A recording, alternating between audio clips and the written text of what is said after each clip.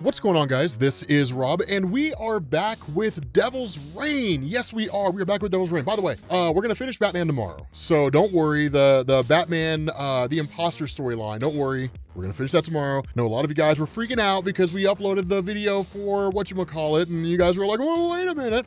So Devil's Reign, right? This is amazing. Remember when I told you guys about Mike Murdock? That's probably what's gonna happen here, or at least seems like it's happening here. So initially, coming off the heels of the last video that we did, it was basically Kingpin using the powers of the Purple Man on himself to make him remember that Matt Murdock is Daredevil, right? That's one of the things that I want to kind of reiterate here is keep in mind, everything that's happening in Devil's Reign is because of the fact that Kingpin could not remember what Daredevil's identity was, but knew that he knew at some point in time. And that because Daredevil had taunted him, he came to the realization, not so much a decision, that Daredevil had stripped him of his own identity. And so the result of this is that Kingpin's basically been harboring a grudge ever since. With this information coming back, now it's a blood vendetta, right? It's not even just like, I need to know. Now it's Daredevil's gotta die, right? And I mean, it all kind of rushes back to him. And for him, it's a massive betrayal, right? One of the highest order. And so when he's told the Thunderbolts have basically located the children of the Purple Man, remember, they all basically share a portion of his power, and that if Purple Man absorbs the powers of his children, his powers heighten several times over. When he's told, we've located where the children are, but they've basically dominated in an older woman, and they are living inside of a residential building, the response of Kingpin is,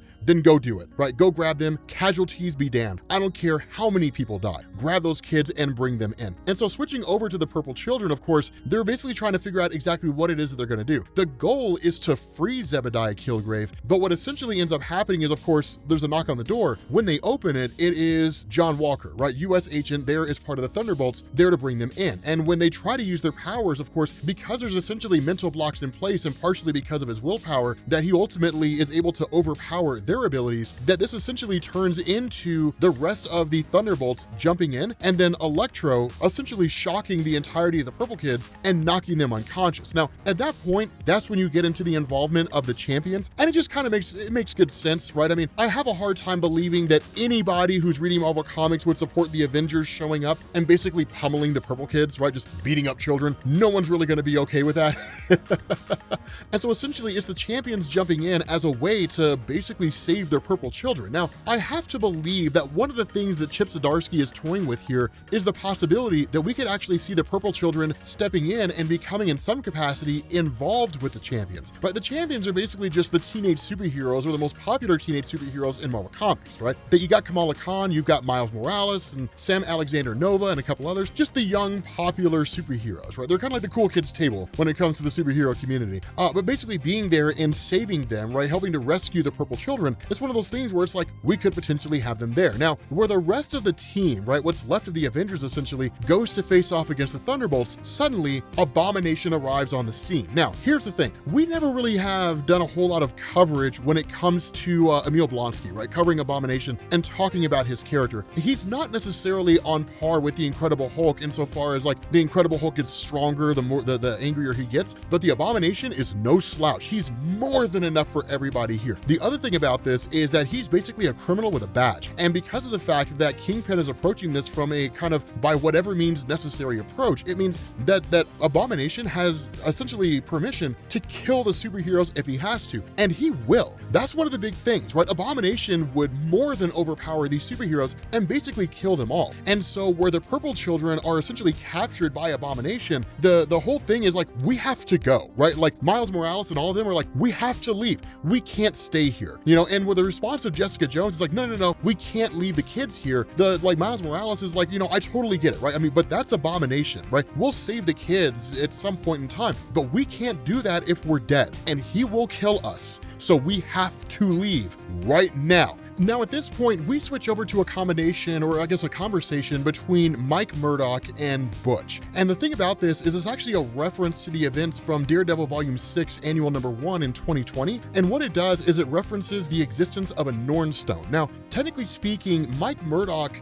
kind of has the Norn Stone in his possession, but not necessarily. The Norn Stone was actually in the possession of Parker Robbins of the Hood. And as you guys know, the Hood is one of those guys where he's always had his hands on everything. He's had the Casket of Ancient winners. He's had a Norn Stone. He's had the Infinity Gauntlet at one point in time. The guy's had all kinds of stuff, right? And he's just one of these guys where by whatever manner and whatever means, he usually just ends up doing some crazy things.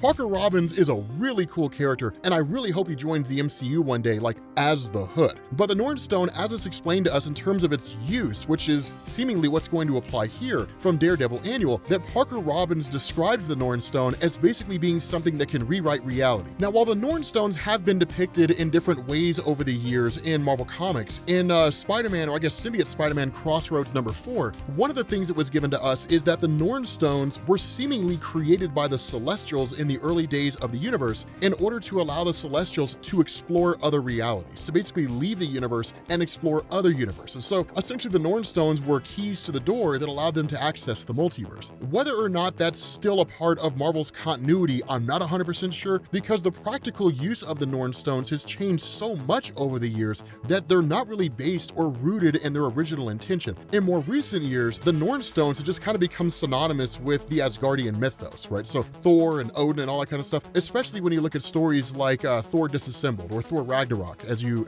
know it. But the thing about this is that if this stone truly does have the ability to rewrite reality, that it was presented, or at least discussed by Parker Robbins with Mike Murdock, as what was effectively a one-off, right? Like a one more day kind of thing, right? You can use it once, but it draws too much heat. So if you use it, make sure it's a big thing, right? It'll just draw a lot of attention from all the wrong people. So it almost kind of seems like, to a degree, Mike Murdock has an ace in the hole. Butch is kind of hunting for it to a degree, but again, it's one of those things where he doesn't really seem to believe in that kind of stuff, you know, and so on and so forth. But regardless, you switch back over to Kingpin, of course, meeting with Dr. Octopus and his alternate reality variants, right? The Incredible Hulk, Dr. Octopus, and Wolverine and Ghost Rider, right? Those variants of him. And with the power of the Purple Children being sent directly into Zebediah Killgrave, that the response of Otto Octavius is, okay, Kingpin, now you have the power you need in order to win the election. And his response is, I don't care about the election, right? The election isn't really relevant to me. And then he says, do you know the reason why it is that Spider-Man keeps defeating you all the time? And where Otto's like, I don't know, he says, because you think short term. You never think about the bigger picture. And this is true, because what happens here is that with Otto Octavius being carried away with his own machinations, he never gave any thought to Kingpin plotting against him. And so while he has his variants here, Kingpin, who's still in possession of the Purple Man's power, seizes control of the variants of Otto Octavius and then has them throw Otto out of a building, right? Like out of the building itself. Then he directly instructs Zebediah Killgrave, who has an inhibitor collar on, so his powers can be used, they can't really run awry, but in effect, it allows Kingpin to basically dominate Zebediah Killgrave, or at the very least, Killgrave possibly doing it of his own accord. He unleashes them on the city and just says, kill every superhero you can find. It doesn't matter who they are, kill them all, every single superhero. Now, this brings into sharp relief the danger of Zebediah Killgrave. I've been saying this for the longest time. Yes, Killgrave was really, really cool in Jessica Jones, and in fact, he was the best part of that show. But the reality of Zebediah Killgrave is he's a massive threat, right? He is an Avengers movie threat if the MCU ever decides to change their tune and make another Avengers film. He could be a legitimate contender, because all it would take is for him to like walk into Avengers Mansion and just say, everybody kill yourselves. And with the exception of somebody like the Incredible Hulk, who you could actually finagle to fall under the control of Killgrave, they would all die, right? That's the level of power Killgrave has. Or he goes into the Avengers Mansion and takes over the team. And in the movie, it plays out where he uses the Avengers to conquer the world. It's not outside the realm of possibility. He is a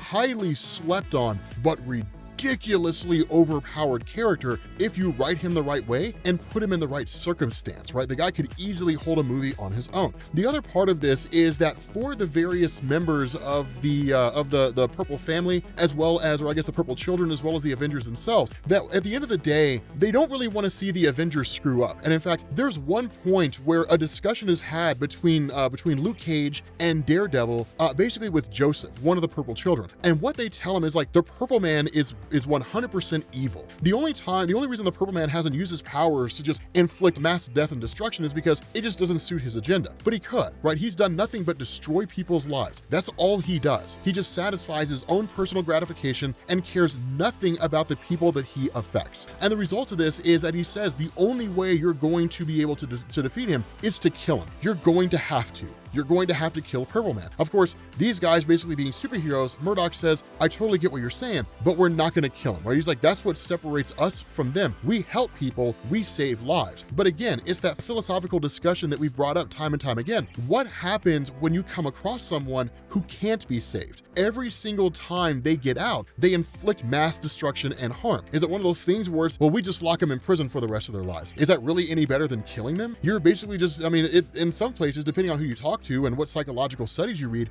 death would actually be a more forgiving punishment, right? You guys ever get a chance, look up the psychological studies that deal with the idea of what is it, solitary confinement, and how it'll totally screw you up. Executing them is preferable. They're kind of coming from this perspective with somebody like Purple Man and saying, no, we shouldn't kill him. We should just lock him up for the rest of his life. Some would argue that's cruel and unusual punishment, right? You'd be better off just killing him. But regardless, it's just one of those things where it's kind of a philosophical debate back and forth between whether or not it's okay to kill a villain that refuses to be redeemed. And so ultimately what ends up happening here is, of course, you basically have a coming together of the various autos and so on, right? Who just basically realize that, like, you know, now that they're out of the influence of the Purple Man, the powers wear off and that they kind of regain their normal selves, and they're there just in time to face off against the Avengers, who of course jump in. And so now it's essentially all the forces of Kingpin versus all the forces of the Avengers, which leads to a mighty fight, right? Like a mini Civil War conflict, but a really cool conflict nonetheless, right? It's really, really awesome, because what you end up getting is Spider-Man says, sorry, Otto, as usual, you don't rate very high on my list of priorities unless you've seen a certain Purple Man running around.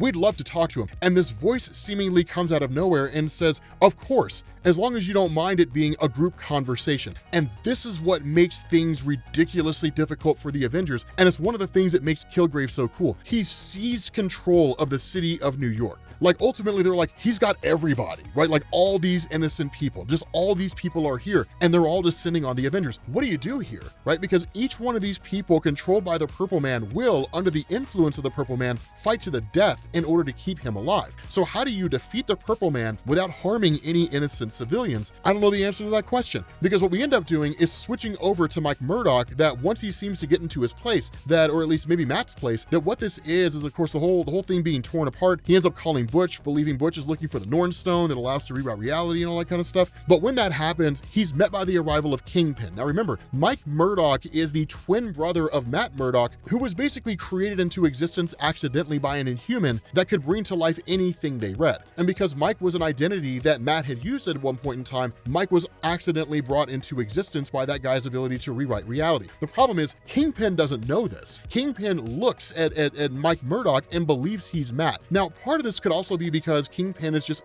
absolutely incensed. Like if he was more logical and more reasonable, he'd be able to understand what's actually going on here in this situation. But the truth about it is that he doesn't, right? He's so pissed off that at the end of the day, he sees nothing but absolute hatred and vitriol for Matt Murdock, that when he looks at Mike, he sees Matt. Now, one of the things that we said at the beginning of this story, we were kind of explaining the nature of Mike Murdock, is that he'd been around for a little while, but most likely what would happen is that things would go in a direction to where Marvel would basically write him out. And that's exactly what looks like it happens here. That literally, because what's going on, because he believes it's Matt, he takes all his anger out on Mike, believing that he's basically been betrayed, just screaming at him like, no more, right? Like, no more stuff. And just basically seemingly beats him to death when somebody walks in and sees him doing it, and he simply just says, no more, right? Kingpin loses his mind and beats who he believes to be Daredevil to death. With that being said, guys, we're gonna bring this video to an end. I gotta say, Devil's Reign is proving to be ridiculously good, and I'm so excited to see what direction it goes in. But thank you all for watching, and I will catch you all later.